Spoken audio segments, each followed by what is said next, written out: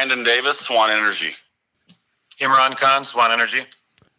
Thank you both for joining me here today for this very important topic about mining money, is what I'd like to call it. And checking out a story here coming across the internet. Dallas Cowboys owner Jerry Jone's natural gas investment helped pay for Ezekiel Elliott. Now, I didn't want to get into the help pay for Ezekiel Elliott part, but what caught my attention was Jerry Jones is getting back into the oil and gas, at least publicly he is. Natural gas is a big part of it. Of course, we know the Haynesville play is where Jones had some activity. I think he even bought some rights there, or some mineral rights there in the last month down there. So that would bring in Brandon Davis and Imran Khan to talk a little Shale Play USA, where to invest, where he sees some of these different activities happening. You know, last time we talked about Warren Buffett getting back in, and he bought the pipeline, and we'll talk Dakota Access in just a moment. But gentlemen, how are the two of you doing today? I'm doing great. I am too, and this is definitely Imran's wheelhouse on the Jerry Jones topic.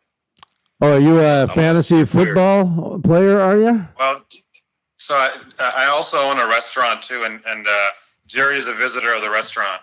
Oh, no kidding. He's come by and spoken to me a little bit about some of the natural gas plays that he's been making, and he's definitely a very intelligent man around the oil and gas space. And I don't know much about football, so I'll take the fact that the football part's great too, considering he's one of the most active football owners, the team owners. Well, I remember before I got into the oil and gas world, I did a sports talk show for about 6 years. And somebody once said to me, Jerry Jones made his money in oil and gas back in like Arkansas or something like that. And so I started paying attention to that a little bit, because I thought, boy, if an NFL owner makes more money in the oil and gas world than in the NFL world, I should probably pay attention to something like that. So my guess is if he's buying into a shale play or talking about it, it's probably something to at least pay attention to. So, Brandon, where are you taking a look at some opportunities these days? I know you guys are actively buying some natural gas leases, so talk to me about that. But also, where are you seeing the good opportunities right now? I see good opportunities as far as cash flow working. Right now, there's some in the Permian and the Delaware, and then all of the DJ Basin right now, and the Wattenberg Field in Colorado is phenomenal, even with prices where they are right now. And interesting about Colorado. A lot of people, of course, would bring up the regulations on that. I was going to say, talk about politics in the oil and gas world. Yeah, it's been a wild ride. I guess they were trying to put a bunch of new ballot initiatives on the ballot, but they did not get regular signatures and had to do it online, and then basically the court said that didn't count, so they're not going to be on the ballot, which is a really good thing for Colorado. But what a mess that state has turned into. I will tell you this, though, there's lots of oil there, and it's cheap to produce. And so hopefully we have some time before things get crazy there like they are up there in your neck of the woods, which just blows my mind. Shutting down a pipeline because they need to have a new study done that's already been done. Is that what I understand? That is correct. And the irony behind that is, by not using a pipeline, you're actually becoming less safe, and you're actually causing more environmental impact, negative environmental impact, by putting more trucks and rail cars on in the system, as opposed to just going to the pipeline. It's like they would prefer people to get their water delivered to their house in a truck versus have it piped in. It just makes no sense. It's so much less clean and much more risky with trucks on the road and everything. I don't get that at all. Somebody is just out of their damn mind, but that doesn't surprise me, because there's lots of people like that right now. I do fear, though, the problem is right now is you have this little bitty group of people, small group of people across the whole country making a bunch of ruckus and getting things changed, when the reality is 90% of us either don't care or disagree, but no one will say anything. And those are the people that need to start talking, or we're going to keep dealing with this crazy stuff for a long time. And I'm tired of it personally.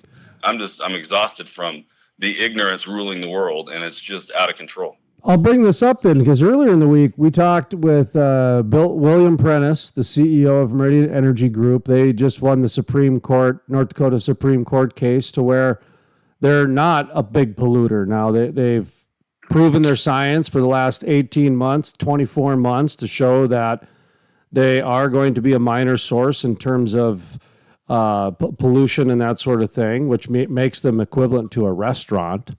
In all honesty, their refinery is going to be so advanced. They're going to be similar to a restaurant in terms of environmental footprint. So we talked to him. We talked to Paul Wiseman. He's been a oil and gas writer for over 25 years.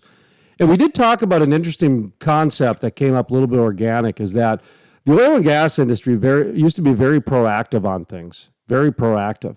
And in the last 5 to 10 years, they become almost reactive. And this environmental movement has shown that they're becoming reactive again. So I'd like to figure out how to become more proactive on some of these things and take the bull by the horns once again. I don't know if you guys agree, disagree, or want to comment on that, but that was an organic conversation that came up twice this week. Yeah, I don't know a whole lot about it. What do you know? Can you give me a little more light color into why the Supreme Court case happened in the first place? Well, it turns out that there was enough lobbyists and enough environmental activists or climate activists that put pressure on the system to where one of the judges said there was a further review. So it's like an 18-month, 24-month review that they're going to need, and they ordered the pipeline to be emptied by August 5th. So we're talking about, a 2-year, hiatus for that pipeline until there's going to be a further study done. And over the past 3 years, there hasn't been any problems on that particular part of the pipeline with the new technology that they've added and a few other things. And so I don't know. It's very confusing because to me, it came out of nowhere. I mean, I follow the oil and gas industry more than the average person, but probably less than, the major people, but I follow it pretty good. I mean, because we're interviewing people every day and posting stories every day. So this one came out of nowhere to me. But to me, what I see as problem is now you've got welders and pipe fitters, guys who deliver porta potties, guys who are hauling, water and other things that are going to be out of work now because this pipeline's going to stop. And there was a lot that was going into these different supply chains with the pipeline. Just like when, these oil communities shut down, the cafe owners get hit hard because there's nobody around to, buy their pumpkin pie anymore. So that's, to me, is where I see a real problem here is the supply chain, not only from the oil and gas, 55,000 barrels a day or something like that it pumps through. That side is going to be there in terms of not being able to flow through. But then there's the whole supply chain of the Keystone XL pipeline to begin with. So that's how I kind of look at it. Is there's several issues at bay here, and this is what makes it so tough because the average person just says, "Oh, shut it down, it's a pipeline," and they won't listen to anything else. So. Anyway, but I don't think that's the average person. I think that's a specific group of people who are either paid to do what they're doing or crazy. And it's amazing to me that these guys are trying to build a refinery, and they had to go through all the way to the Supreme Court to get the refinery approved to be built. I mean, all that's proven to me is that all this craziness going on in the world right now is simply making it harder for people that don't have a lot of money to get it, and it's costing the people who have a lot of money a lot more to do normal things that you could do before without a lot of trouble, which ultimately just makes them richer. So all this craziness going on right now is literally separating further every day the rich from the poor, and people that have little businesses that do porta potties and weld and all these things that have set up to do these jobs aren't getting paid right now because they can't. And so to me, I just don't understand the whole situation in this country in general. This is one part of it, but it's all over the place. And And I'm just, frankly, I'm tired of people not saying anything about it. Like, you can't talk about it. Oh, it's absolutely nuts. It's crazy. How about you, Imran? You got any comments? What do you think about what Kelsey Warren has to say about it, about the pipeline and shutting down by August 5th? Kelsey Warren, I'm going to get his quote here because it's absolutely fantastic. And it's, well, I guess it's not so much a quote that it's out of Bloomberg here, Yahoo Finance is where I'm quoting it from. The Dallas-based company run by billionaire Kelsey Warren said Wednesday that it's not currently emptying the pipeline and, in fact, is accepting requests for shipments next month. I think it's fantastic that he's taking an opportunity and spinning around and turn it into a sales call because that's a badass right there. Well, totally, man. Bloomberg reaches a lot of people, and if you're going to try to gotcha me, well, guess what? We're going to keep going, and we'll take your sales call orders too. I think it's just awesome. I love it. I think I would have had to have the same response. Well, that's some quick thinking, actually. To me, that's a great example of being progressive again. Instead of being reactive, he's saying, no, we're not going to react to you. In fact, I understand that you just did the legal order, but guess what? Pipelines are critical infrastructure. Did we even discuss that yet? Pipelines are critical infrastructure. Also, pipelines, and this is a blanket statement, are the safest and the most environmentally sound for energy distribution, especially in that realm, because we're talking about trucks and we're talking about rail cars and a number of different things like that. So, I mean, I get where he's coming from, and I think it's great that we're getting back to this again, this proactiveness. I don't know. I mean, some people might call it bullying, but I don't think so. Yeah, I think overall it's really nice to see that people are actually being entrepreneurial about it. I think there's going to be a lot that's going to happen. Redoing studies just because they want to redo them, at the end of, more or less putting together all these pipelines and things like that was been going on for 3 years or something like that? Yeah, and I saw this in the Bakken with the Davis refinery with Meridian Energy is they basically were trying to bleed these guys, hemorrhage money from these people. And that's a new strategy by a lot of the environmental activists and a lot of the climate activists is basically keep people tied up in court. William Prentice called it the new normal last year. In fact, it might even been a year and a half ago now that I'm thinking about it, because he couldn't believe it. He couldn't believe how much daily court interaction he had because of this new refinery he built. And so the pipelines, that's a lot of the part I'm seeing too. And I'm glad they're starting to say, okay, that's it. That's it. Okay, I don't understand this crash course, honestly. I don't understand the crash course, because if you take a look at humans as the last 150 years, we were burning hay and then wood and then whales, and then fossil fuels actually got humans off of whales into kerosene, and then we went to coal, and then to crude oil, and then basically now to natural gas, which is a hydrocarbon or two. So the clean energy evolution has been happening naturally by humans for 150 years, long before the Sierra Club came around.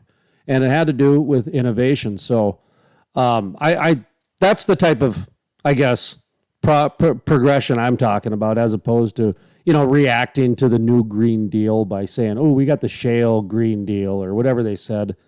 That was a reactive thing. There's a couple examples there. But anyway, guys, I'm not even sure I asked a question in there. I just kind of verbally diarrheaed for a while there. Well, there's a lot. Yeah, you do that sometimes. I know. That's all right. So do we. It happens to the best of us. The whole situation, being proactive is important in any business, in any industry, and I'm quite sure that the oil and gas industry is about as proactive as it gets. Not many industries can compete with that, I don't believe. Not to mention, as we've talked about every time we've spoken about anything in this industry, people are talking about how bad the economy is, and I'm telling you, it's just like it has been 3 or 4 times in the last 10 years, so it's nothing new. I think that is a much bigger story is how I would venture to guess that if you're talking to oil and gas executives, they might be a little bit under pressure and a little bit stressed out because there's a lot of uncertainty. But generally speaking, no one's really worried because we've been here before. That would be my guess, and I'm sure that's kind of across the board. And I think earlier today, the EIA mentioned they had an article that came out stating that obviously the first 6 months have been pretty bad, but it seems that they feel that the worst is over. And I think they were saying that we're going to be about 5 million barrels lower than we were last year for the second half of the year, but it's better than the 10 million barrels that we were down for the first half of the year. So I think it's positive in some respects. I was just talking with a buddy of mine who does oil field service company. He rents out quite a few different trailers and, just whatever you need, he can do type of a thing. And he's pretty much all out of the Bakken now. And the shale plays you guys named are the ones he's in, the Eagleford, the DJ, and the Permian, New Mexico and in Permian. And so it's interesting that you brought up those ones as kind of where the good investments are. And a couple phone calls that I had, those are the three that I'm hearing from people that are actually have activity going on, where there's some legitimate opportunity out there for people and et cetera. So still have rigs running. Rigs still have running, right? Rigs running right now. Yeah, I mean that says it all. Yeah, and are you guys seeing anywhere else that's looking at some good places to at least keep an eye on, whether from the natural gas side or from, they look like, at $45 we could see this startup or anything like that. I don't even know how to equate those dollar figures anymore because the chemistry changes and the technology changes so fast that it's hard to keep up with. It is, and there are a lot of opportunities in East Texas and the Haynesville, and they're longer though. I mean, the thing is with that kind of when you're looking at gas heavy fields, which they're really good. It's just the price has been down for so long, and I don't think it's going to change quickly. I think it's going to take 4 or 5 years, which seems like an eternity in this business right now. So it's just a different look. The DJ and the Wattenberg more specifically is cash flow positive. They're still drilling wells, not just a few, a lot of them, because they still work. And I think that might also be partially because they want to get the stuff drilled before they change the law up there, because they're going to try to, it looks like, every year. But the economics work. I mean, they have gotten so efficient on those wells, and the costs and the upside is there. And even at $45, at $45, it's actually really good. At 45 a barrel. So I like it, love it. Looked at some stuff in the Permian, very similar. So it's just, there's just not a lot of the unconventional, I like to call it a development, and it's like developing apartment buildings in the city. You're going to have customers, and you're going to fill it up. You're going to get oil when you drill those wells. It changes the risk level so much. And when you can find them that work at this price point, it's very, very comforting. 5 years ago, they didn't look so good at this price point. Mm-hmm. I believe that the cost of those wells have come down by 65%, round numbers, and the production's gone up by almost 100% as far as ultimate recovery. Since 2015. And it's just very amazing to me that our industry is able to do that and find ways to get more by spending less and still get more out of the ground. It amazes me, blows my mind. Wanted to ask you about shale play that I don't hear about too often. In fact, we've never discussed it on this program, so it's kind of a pop quiz question, if you will. The Sprayberry, I've seen that pop up a little bit in the news that they're getting a few rigs going there or something going there. Are you guys familiar with that play? Not really. We have, I've heard of it. but I'm not familiar enough to have a conversation about it. So I'm going to fail your quiz for sure on that one. There's a lot of those intervals that they're drilling. I just don't know anything about it. Yeah, I'm not familiar. No, that's okay. I mean, there's like the Wolf Camp was one I read about a few years ago. I haven't seen that in the news 4 years. But like I said, I just saw the Sprayberry come up occasionally from time to time because, you mentioned East Texas, and I just saw the other day, West Texas is accounting for 1/4 of the drilling permits over the past week. So there is still, like you mentioned, they're still going. They're still going, yeah. I mean, so what did they have? 51 drilling permits last week, and if a quarter of them came from West Texas, well, Texas is a pretty big state, and so that's where they're coming from. I mean, they're still drilling out there. Haven't heard much from Oklahoma these days, but I'm sure I'll check into that a little bit later. But I suppose one area though, if the pipelines do shut down or they start to put some pressure on there, my guess is that the trucking industry is going to have some opportunity to make some bids, huh? Absolutely. If that happens, there's definitely some room there for trucking. And there's a lot of trucks out there right now too that aren't doing a lot that were busy. So that wouldn't be a horrible thing. Again, you get back to the enough little dogs barking that everybody else just stands back. I just don't understand it. Everybody needs to stand up for what they believe in and say what they think and stop letting people run over them. And I think that's been going on for, about 20 years. I'm kind of tired of it.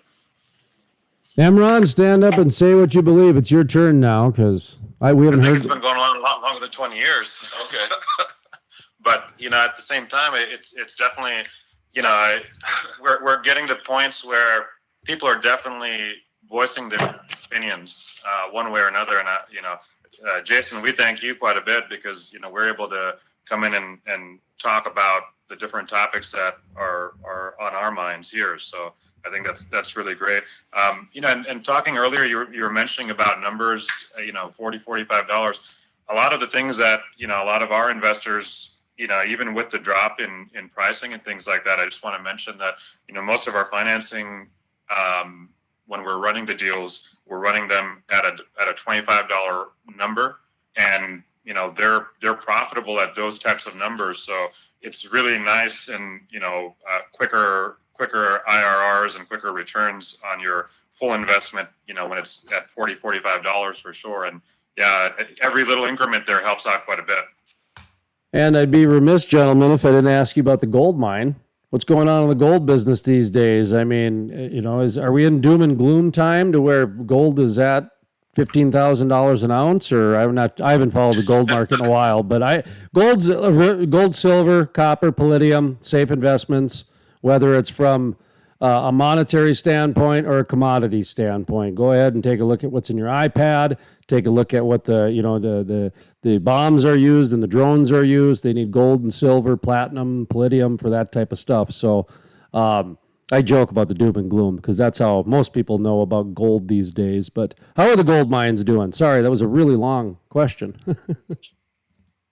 Well, our gold mine is for sale, so we're running with a very small crew, but gold is $1,800 an ounce right now. And that is awesome. And there are people going to look at the mine, and hopefully we get some offers in later this month. That's what we're shooting for. But it's definitely a strong market right now. It's stronger than any other market I know of. Oh, it's a great time to buy. Isn't it a good time to buy gold right now? That's what I'm hearing. Bloomberg has it as basically it's the highest it's ever been right now. There was an article around gold earlier yesterday or today, I think I read, which is good to see. Well, but my logic is completely different than I think what a lot of others' logic is. That people, like I said, a lot of people try to tie gold to the monetary value and that sort of thing. I'm looking at it like China is developing its middle class, and as they develop their middle class, gold and silver is going to be in high demand for all those products that they're going to want. And that's how I'm looking at this, is that gold is becoming a commodity that is becoming very instrumental in our daily lives, just as we become more of a wired society. silver and gold is needed more and more and more for our electronic devices that we use on a daily basis, because something's got to transport that energy that quickly, be able to keep it and not overheat. And gold and silver, platinum, palladium, they do that pretty well. I think they use one of them in Cadillac converters. People were stealing Cadillac converters for a while. I remember that news story about whatever the last recession was. And I was like, what the heck? Anyways, so the gold mines for sale, you might have an offer in. So if somebody wants to get a gold mine, they better act fast, because it might be gone by the next time we talk, huh? I hope so. All right, what else is going on in the world of Swan Energy? You guys, I know you're buying natural gas leases aggressively. You're selling a gold mine. Some trucking bids are going to go out if the pipeline's shut down. Any other areas that we should take a check-in on? Investing, you guys are looking for investing in, sounds like West Texas, East Texas, Colorado. Nothing's new other than that. We've had a busy week. Sorry. Other than that, I just had to laugh at that. Other than that, not much going on. Yeah. Regular business, right? Just how the day goes. Business as usual.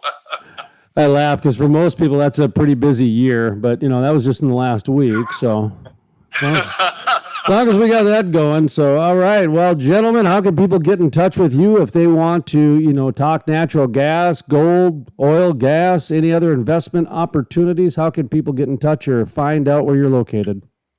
SwanEnergyInc.com is our website, and it has our contact info in it. And our best email is info@SwanEnergyInc.com. So reach out if you have questions or have anything to discuss.